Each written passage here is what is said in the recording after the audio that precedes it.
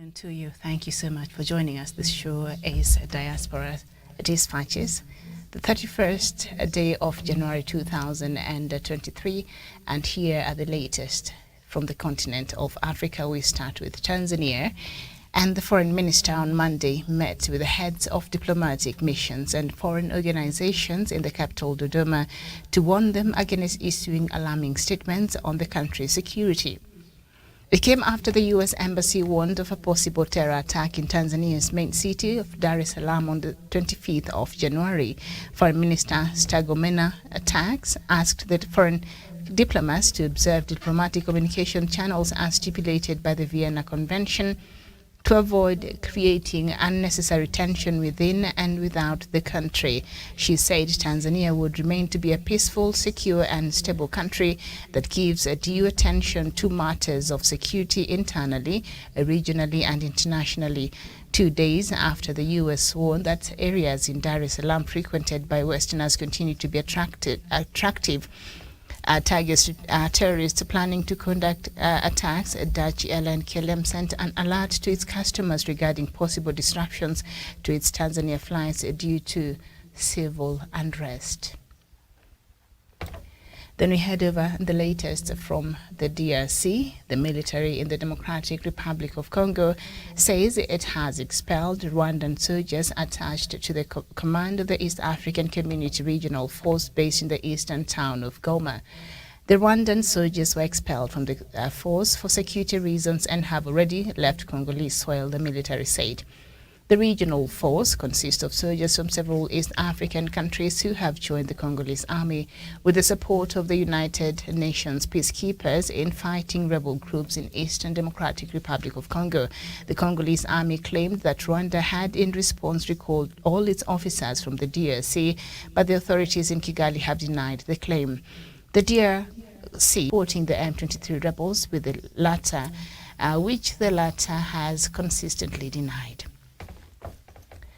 We head over to Sudan, and on Monday, the country released from jail the convicted killer of a U.S. diplomat, John Granville, after he paid compensation to the victim's family, according to Sudanese media. Abdel Raouf Abu Zaid told privately owned Sudan Tribune website that the authorities released him after they received documents from the U.S. showing that he had paid monetary compensation to the family. In June 2009, a Sudanese court convicted Abu Zaid and 4 other men in connection with the diplomat's killing and handed 4 of them the death penalty, including Abu Zaid. His release came after he threatened to go on hunger strike over inhumane treatment by prison authorities. The U.S. said that its embassy is engaging government officials to obtain more information following the man's release. Mr. Granville was an employee of USAID when he was killed alongside a Sudanese colleague in Khartoum in 2008. And we head over to South Africa. The country is considering declaring the power crisis in the country a national disaster. President Cyril Ramaphosa on Monday said the governing ANC party had recommended that a national state of disaster be declared to ensure sufficient resources were allocated to alleviate a problem. This would be similar to the state of disaster declared in 2020 to manage the effects of COVID pandemic, he said in his closing remarks at the ANC strategy meeting. South Africa has been grappling with an energy crisis for years and is currently experiencing lengthy power cuts blamed on aging infrastructure and corruption. The ruling party has been under increasing pressure to resolve the crisis, the president said. The issue would receive urgent attention and he discussed fully to the government level. And be discussed fully to the government level. I apologize for that. We go to Liberia, where the current president, George Weah, has announced that he is standing for re-election. In his annual State of the Nation address, Mr. Weah said he will be calling on Liberians to renew for a second term the mandate they gave him 6 years ago. Elections are scheduled for October this year. Mr. Weah has been accused of economic mismanagement during his time in office. Last year, the United States imposed sanctions on a number of senior Liberian officials over corruption allegations, including Mr. Weah's chief of staff. And we head over back to South Africa, where a South African judge presiding over the corruption trial of former President Jacob Zuma has withdrawn from the case in a move likely to cause a further delay. Judge Piet Cohen said he wanted to avoid any risk of compromising the perception of justice as he earlier ruled against Mr. Zuma's efforts to force out the prosecutor. Mr. Zuma is facing 16 counts of fraud and racketeering over the purchase of fighter jets and other arms equipment when he was vice president in the 1990s. 18 months ago, Mr. Zuma was given a 15-month jail term for contempt of court in connection with another corruption case. He has since denied any wrongdoing. The Mozambican government has expressed concern over repeated attacks on vehicles with a national number plate in South Africa. In the latest incident, a group of unknown criminals still at large set alight 6 vehicles belonging to Mozambican citizens, including a passenger bus which was carrying about 35 passengers that was bound for the city of Durban. The attack took place about 90 kilometers from the Ponta de Ouro border crossing between the two countries. There are no reports of deaths or injuries. The victims were rescued by the South African authorities and escorted back to the border. In addition to setting fire to the vehicles, the criminals also stole belongings from the vehicles. Mozambican Minister of Foreign Affairs and Cooperation Veronica Macamo described the situation as worrying. She says her government cannot explain the phenomenon and has demanded an explanation from South Africa. We head over to Nigeria now. The Central Bank of Nigeria has mobilized 30,000 agents nationwide to help the vulnerable and those living in remote areas exchange their cash for the nation's new currency.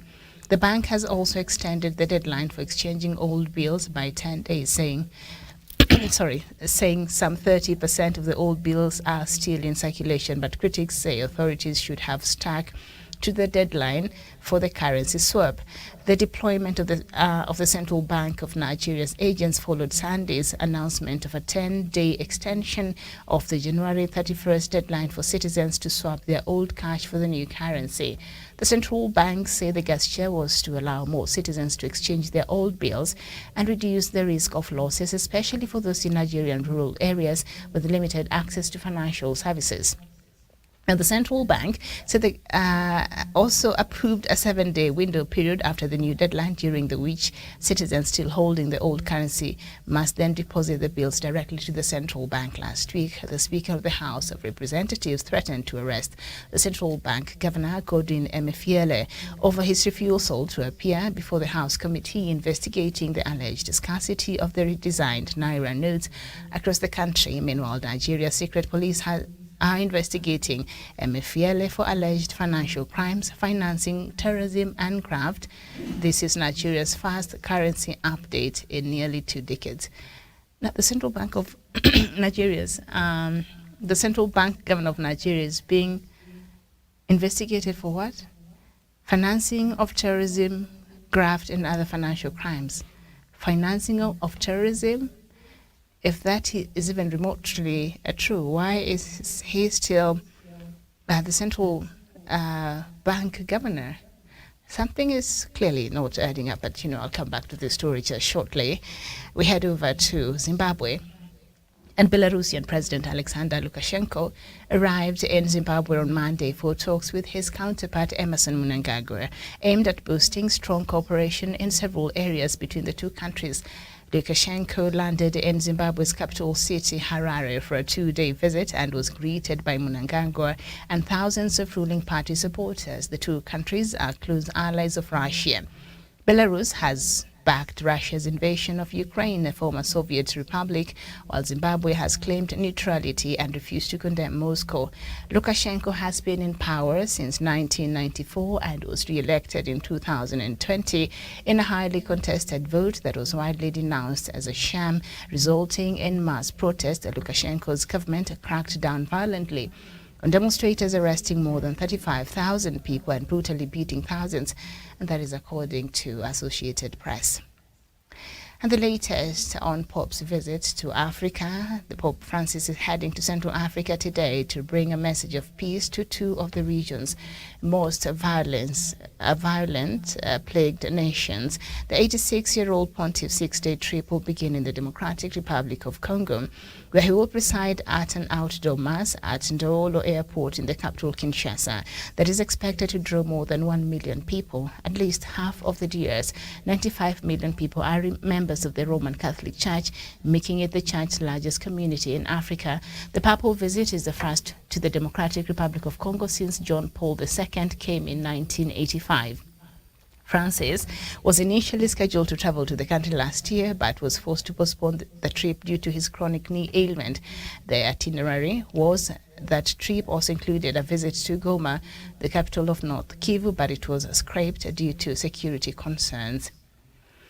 And in Burkina Faso, at least 28 people, including soldiers and civilians, have been killed in two attacks by armed assailants in the country. Regional governor and the army said in separate statements. The army said on Monday that a combat unit in Falagonto in the north of the country near its border with Niger came under attack and that 10 soldiers, 2 fighters of the volunteer force and a civilian were killed. The army said that the bodies of 15 assailants were found after the attack. In separate statement on Monday, Jean-Charles Didianapono, the governor of the country's Cascades region in the south near the border with Ivory Coast, said that the bodies of 15 men, all civilians, had been found following an attack on Sunday. The governor said armed men had stopped 2 transport vehicles carrying 8 women and 16 men. The women and 1 man were freed, he said. The latest killings come as Burkina Faso and its neighbors in Mali and Niger battle armed groups linked to Al-Qaeda and ISIL, who have occupied territory in the country's arid and mainly rural north, executing hundreds of villages and displacing nearly 2 million people. The fighters have blockaded the towns and villages, worsening a food crisis. And we end our bulletin from Mali. Defense Minister of Germany, Boris Pistorius, is considering withdrawing German's troops from the UN stabilizing mission in Mali earlier than planned, since under current conditions they cannot fulfill their mandate, he told one of the leading news channels in Germany in comments published on Monday. The government announced in November that troops will be withdrawn in May 2024. But say they might be withdrawn earlier if it was impossible to fly the drones that make it possible for soldiers to venture outside army bases. Mali has been racked by Islamic violence since 2020 when jihadist groups hijacked an uprising by Tuareg separatists in the north. The violence has since spread to other countries in West Africa, the Sahel region, despite a costly international military response. And that is the latest news from across the continent of Africa. And very good morning to you. Good evening, depending on where you're watching. 3:15 p.m. here in Nairobi. So Germany is considering withdrawing from Mali. I think the last we were having of this story is that Germany had said they will withdraw from Mali in May, after Mali has had its elections, in May 2024, because Mali was scheduled to have its elections in February. So they said next year. After Mali has gone to its elections, and maybe 3 months, they would have stabilized, because, Mali, that is when the military junta has agreed to allow for an election that will allow for a civilian, transition. And so, first of all, I don't think that will happen. I think these military juntas who carried out these coups have really tasted the bastions of power, and none of them will be willing to relinquish these instruments of power. If they would have done it in the way that Algerians did it, in the way that Zimbabweans did it, those two countries had coups. Algeria had its coup the same year that Sudan had its coup in 2019. Algeria happened first. Remember, President Bouteflika, who had served for 20 years, and in these 20 years, he had suffered a stroke, and he was always in and out of the country seeking medical treatment. But he still did not want to relinquish power, so Algerians had had enough of that, and they said enough is enough, and they started protesting. Just before, and then Sudan followed suit just shortly after that. And so the army had to step in, and they forced, I think even that statement that Bouteflika was reading must have been written by the army, because the guy could not even move. He was stuck in a wheelchair. He was immobile. He suffered a stroke, but still insisted that he wanted to rule 20 years. Like, you've been there for 20 years. What is it that you feel you want to do that you haven't done in 20 years? So he tried to negotiate with the protesters, and he said, okay, let me just go to a re-election, then I can serve for a half term.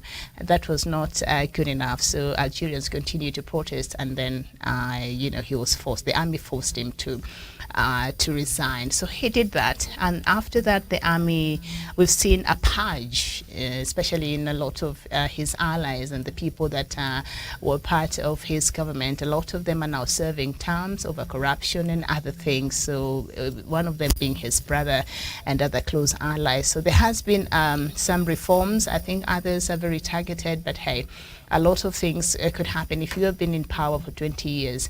A lot of good things perhaps happen, but also equally, if you've been in power that long, then a lot of terrible misgivings have happened, and including matters to do with corruption and other things.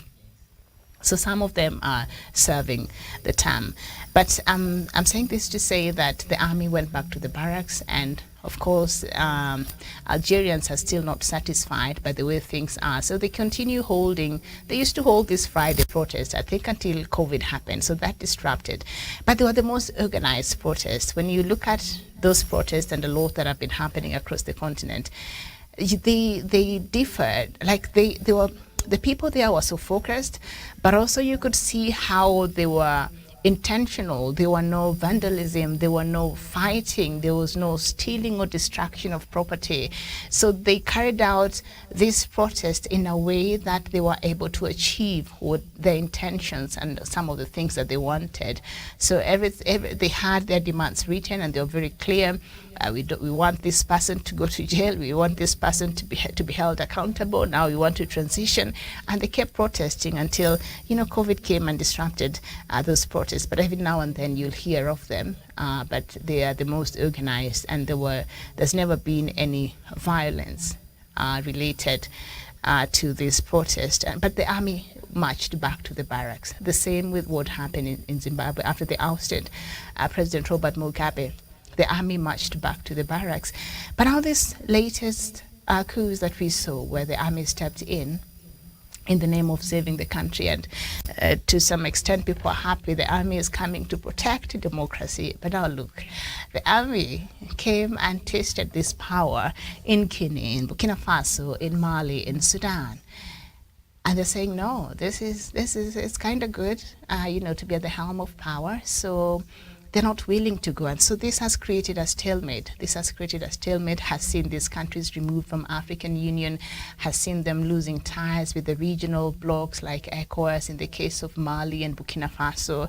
And the cooperation that was there between these countries, especially in the fight against terrorism, has been affected. So there has been an increase and an escalation of these activities in the Sahel region. So that is the downside of that. So Germany had promised to leave Mali in 2024 in May, after Mali goes to its elections in February.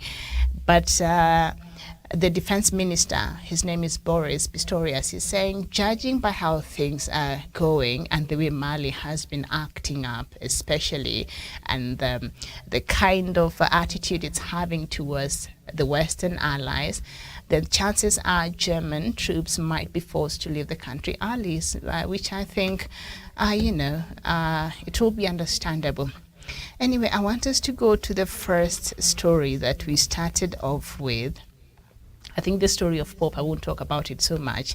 I think he's arriving. He's just arrived. He was meant to be arriving, I think, right at 3 p.m. He was expected in the Democratic Republic of Congo. So I suppose he has arrived. So I think I'll bring you the latest, maybe tomorrow, God willing, if we make it to tomorrow. You never know these things. But anyway, this story about Tanzania and this... I want to speak on this alert that these Western powers give that sometimes are really not warranted. So they did that last week, and when they did that, the KLM also, while they gave their alert, and announced that there will be a disruption to their flights in Tanzania, I think that they decided that Kenya also was too close to Tanzania, so Kenya also had a problem. And so Kenya protested quickly because these travel alerts, the people from there take them very seriously. And so Kenya protested, so they had to apologize. So Tanzania Foreign Minister on Monday met the heads of diplomatic missions and foreign organizations in the capital Dodoma to warn them against issuing alarming statements. The last we heard of a similar story was when they issued those travel alerts in Nigeria. Remember, that really affected Nigeria, and it was blown out of proportion. And then South Africa. And now it's Tanzania. So what shocked me in these travel alerts that they're saying, and we're just close to Tanzania, we're just neighbors here, it's not too far. So the US had warned that areas in Dar es Salaam frequented by Westerners and continue to be attractive targets to terrorists planning to conduct attacks. And then that followed shortly by the Dutch airline KLM sending an alert to its customers regarding possible disruptions to its Tanzania flights due to civil unrest. Is Tanzania experiencing civil unrest? I had to literally Google and watch these news channels and just find out, did I miss that Tanzania is going through a civil upheaval? This is very careless. This is very, very careless. And I think Tanzania should protest this nonsense with the loudest way they can possible. And other African countries, because when you issue such reckless statements, you are affecting the economy of a country. You are affecting the good standing. The last you checked, or we checked, when you hear a civil unrest, Tanzania does not even, it doesn't come to mind. That country is not like that. It is not like that. So you can't just decide, you've sat somewhere on a lazy Sunday afternoon, you're bored, and you decide to just be careless in how you're issuing these travel alerts and these things here. So the Tanzania was not happy as is expected. And they had to gather this foreign mission and said, you come here, sit down, now listen. This is not how you do diplomacy. This is not how you conduct yourself. And when they issue these travel alerts, maybe to do with an imminent terrorist attack. And I'm not saying some of these, unless they issue, are not important. They are. But I have a problem with the way they do it. And a lot of times, like in the case of Tanzania, like in the case of South Africa, like in the case of Kenya, they've issued so many of them. They even issued one during our elections, and they singled out a certain town that is considered an opposition stronghold, and they were warning their citizens, and they were warning this, and no, violence did not even break out. And in the cases of many other countries across, they don't follow the proper channels. Because if you are really genuine and sincere about these travel alerts, and your intention is to avert any and to work in ensuring that that country is safe or your people are safe in that country, when you get this intelligence, diplomacy and good relations in the international system demands that you approach the proper authorities in that country that is meant to deal with whatever it is that you want to release, and then you tell them this is what is happening, this is what the intelligence we have, so go ahead and investigate further or beef up the security. And then you can go on Twitter and issue, and on your websites, and issue these travel alerts. So every now and then, Kenya, we are caught off guard. We don't even know we are so unsafe until the US issues a travel alert.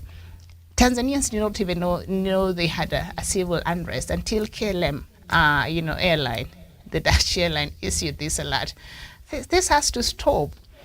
This level of this kind of diplomacy has to stop. Can you imagine if a Kenyan mission in the US, UK, or these countries that are known to be loving this way of diplomatic engagement, if we were to do that there, the next thing you know, our ambassador, they will protest. In fact, they'll have that person removed and they will demand to have a different person to represent the Kenya's mission there, because security is something they take very seriously. So I don't know why they find it necessary to joke with our security here.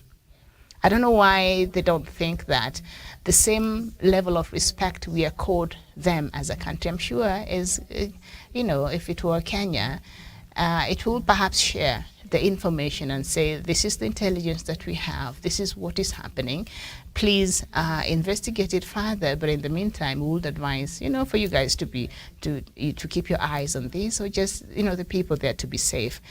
But they just bombard us with this information. You wake up one morning and the US Embassy is telling you that you're so unsafe in your country. And we saw Nigeria protesting that sometimes back last year.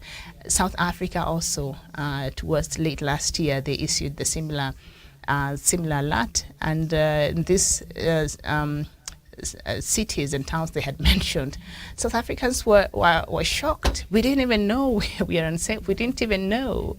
So I think this is reckless.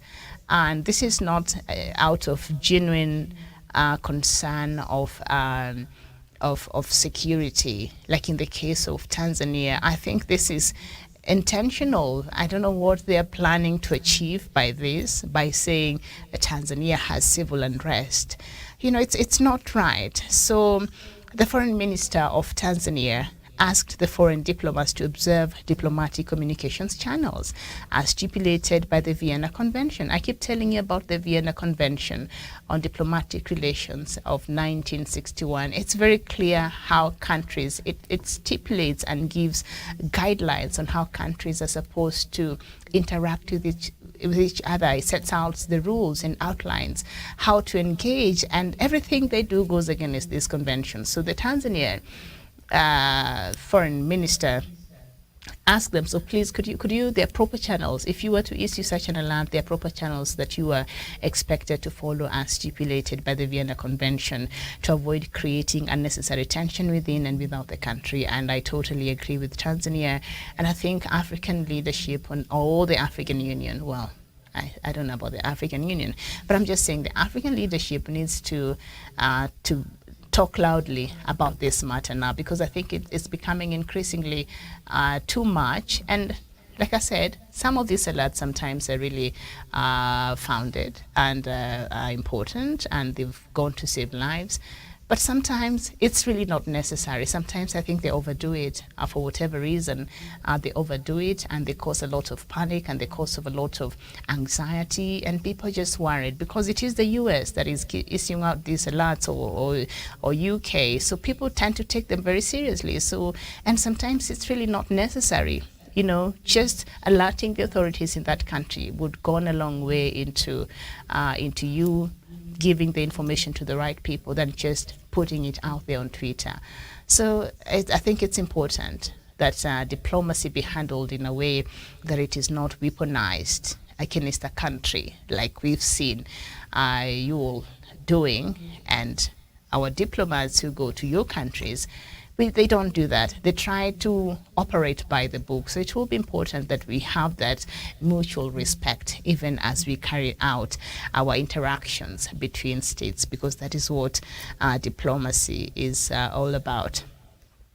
So there's always something coming up every now and then over this conflict in the Democratic Republic of Congo. The military in the DRC says it has expelled Rwandan soldiers attached to the command of the East African Community Regional Force. First of all, why were we having Rwandan soldiers attached to the command of the EAC Regional Force based in the eastern town of Goma? The general agreement was that Rwanda, well, the general assumption, not agreement, the general assumption was that Rwandan soldiers were not supposed to be part of this regional force. Because if now Rwanda is the one who is heavily being accused of supporting one of the deadly rebels there in the name of M23, and again you have their soldiers in the East African Community Regional Force that is meant to be fighting this M23, what are we doing? So you sit, you talk, you discuss, you strategize, I'm assuming, going by the allegations that have been happening, and then they call back, their home country and they're saying, hey, this is what we intend to do. If M23 is in such a place, please, I'm just assuming, if you were to go by the allegations that have been that have come out, that Rwanda is allegedly supporting the M23. So if Rwanda is allegedly supporting the M23, I mean, you can't. I'm shocked that its soldiers are part of the East African Community Regional Force, because the EAC decided last year that they needed to create this force to go and help the DRC in bringing peace and protecting civilians and fighting these deadly rebels. And there are over 120 rebel groups in the eastern part of the Democratic Republic of Congo. So the Rwandan soldiers were expelled from the force for security reasons. They were not supposed to be there in the first place, and have already left Congolese soil, the military said. The regional force consists of soldiers from several East African countries who have joined the Congolese army with the support of the UN peacekeepers in fighting rebel groups in that part of the DRC. So this is what Rwanda's army spokesperson said on Monday or today after this expulsion. He said it is not Rwanda that has recalled the officers, it is the DRC that has expelled them. And of course the DR has denied the involvement. The DRC has denied involvement of the Rwandan troops in the regional force that was deployed last year to the mineral. So what is going on? So the DRC did not know that Rwandan forces are part of the EAC regional force, or what is happening here, So the an official from the Congolese army, said that they expelled these soldiers for security reasons. One of the military people from the DRC has said that.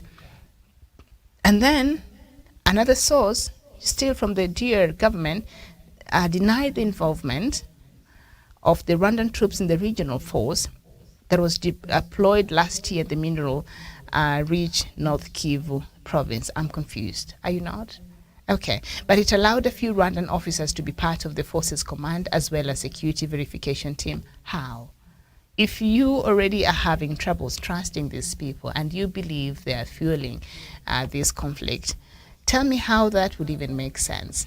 And I've said here, and I keep repeating, Rwandan forces, Burundian forces, Ugandan forces were not supposed to be part of these East African regional forces, because all of these three countries, and all the accuse against Rwanda is quite pronounced, but all of these countries have been accused of, at one point, being part of these many years of war and conflict in the Democratic Republic. They've been accused of playing a part.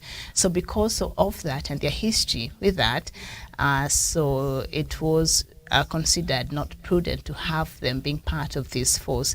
But anyway, Felix Tshisekedi, the president of the DRC, seems to have, to have amended ways with Burundi and Uganda, and so he does not seem to have a problem. But for myself, I thought that will be counterproductive, and you can see how that has played out.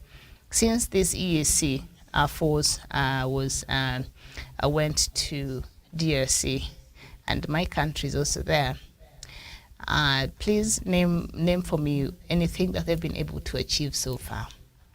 Not much.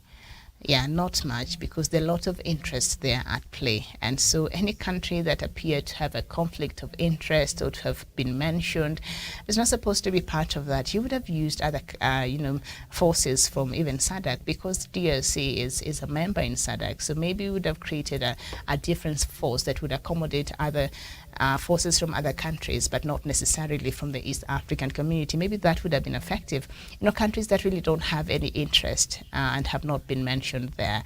So that would have been nice, but that is not what happened. So this South Africa has so much going on.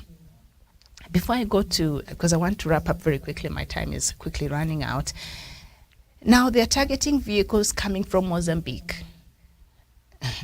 They're targeting vehicles coming from Mozambique, and these criminal gangs are at large. So they banned vehicles, and there's another one they banned, a whole bus that had 35 passengers, and it had any vehicle belonging to Mozambican citizens, and it was bound for the port city of Durban. They banned this vehicle, and they've been attacking and destroying others with Mozambican number plates. I think this xenophobia is just morphing to something that should worry all of us. This is not it. This is not okay. So the Mozambican Minister of Foreign Affairs and Cooperation, Veronica Makamo, described the situation as worrying. And she says her government cannot explain the phenomenon.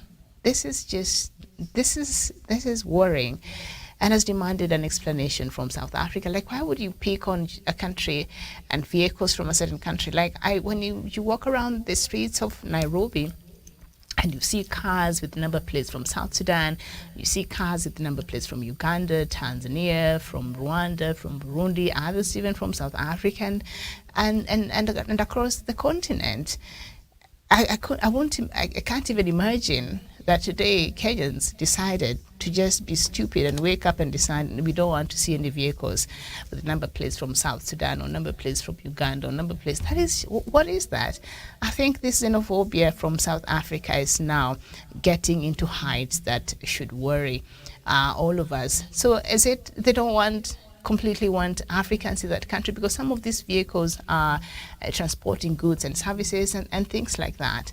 So it's taking a different twist, and this is I think South African authorities should work really hard to address these issues, because we've seen how it has gotten out of control every now and then. And the same South Africa is planning to declare, where is that story? Is planning to declare the issue of power cutouts as a national disaster. You don't even have to declare that. We already know it is a national disaster. It is a crisis. So they're considering to declare the power crisis in the country a national disaster.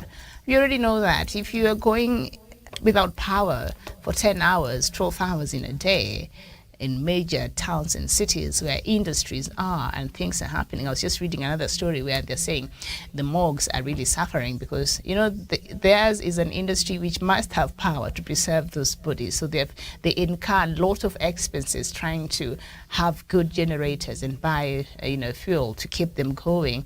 So it is affecting businesses, it is affecting people, it is affecting even households. You come back and the power went off in the morning, the milk in the fridge has gone bad, the food has gone bad, and maybe you had shopped for the whole week, and in this hot weather, things get bad. So we need things put in a cool.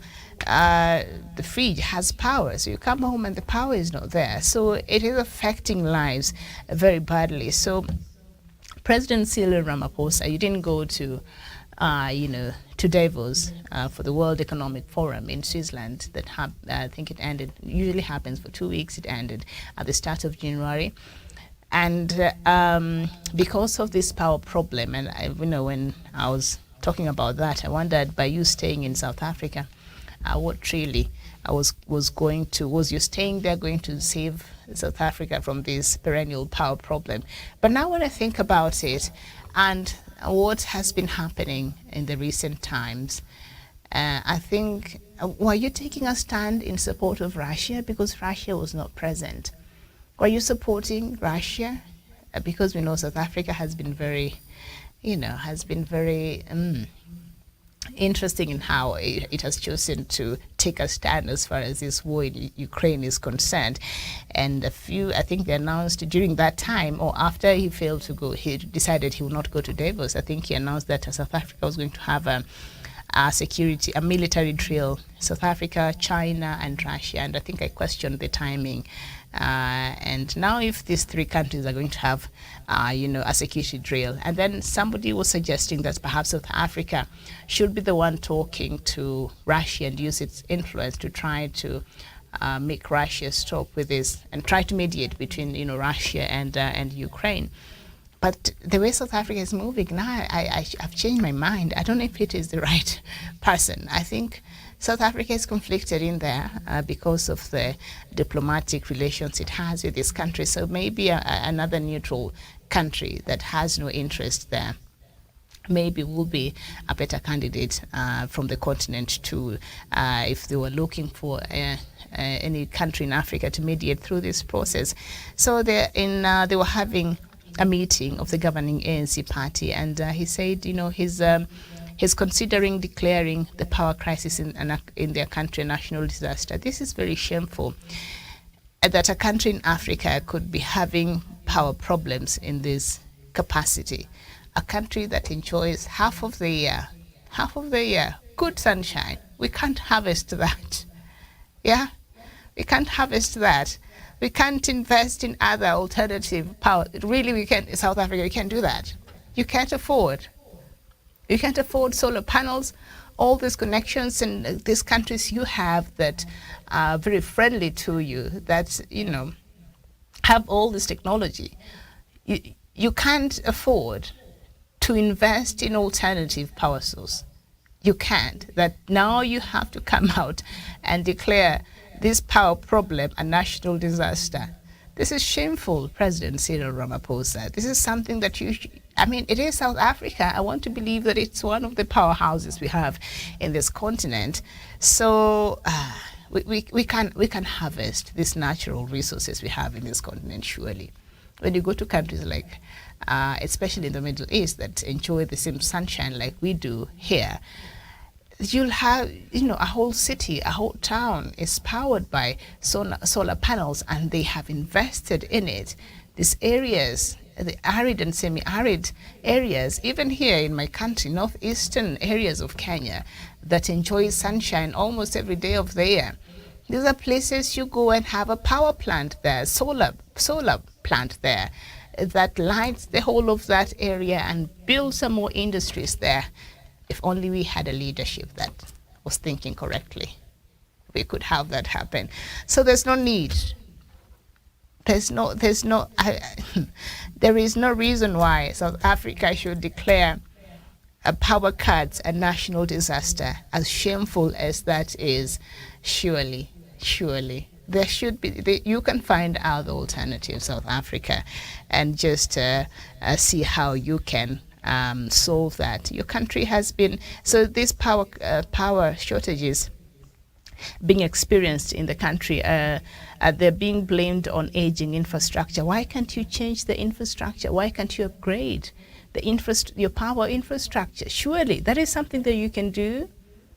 But you can't do that because the country is highly corrupt. There's a lot of corruption in South Africa, and so that also has to blame. You can upgrade your infrastructure. Like the reasons they're giving here to I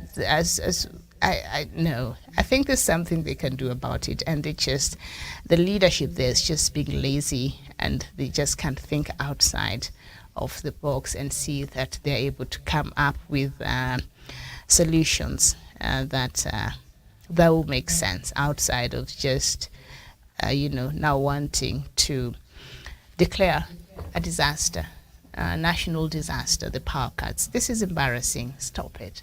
Find a solution to that problem. I'm sure you can if you really put the right people in those places to help you with coming up with solutions. I'm sure you can find a solution. Okay? All right. I want to thank you so much for your time this afternoon. This has been Diaspora Dispatches. Enjoy the rest of your day. And thank you so much for watching. Bye-bye.